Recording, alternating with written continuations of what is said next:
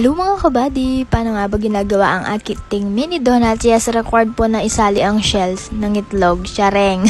So, ayan, kailangan lang natin ng 3 itlog, tapos isang lata ng evap, yung malaki. So, ayan yun yung nilalagay ko. And kailangan nating tunawin itong mga butter. So, ayan, 200 grams butter nga pala. And dapat tunaw na tunaw yun. Pero tinatamad ako magtunaw. Kaya yun, binuhos ko na. Then, bigyan lang natin siya ng 6 cups of water. So, ayan, tansya-tansya na lang. Pero 6 yan. Charing. Tapos mix-mix lang natin at ito nga pala yung ginagamit ko, chop cake. So, yan, nalagay ko dyan sa comment section or dyan sa yellow basket kung saan ko to nabibili. And then, yan, ay mix-mix lang natin siya hanggang sa mag-combine na lahat ng ingredients. Mix lang tayo dyan hanggang sa magsama-sama na siya lahat.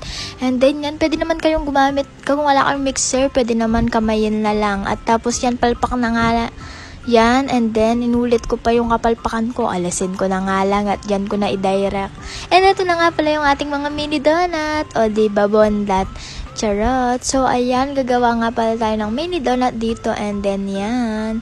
Yun lang. Bye-bye.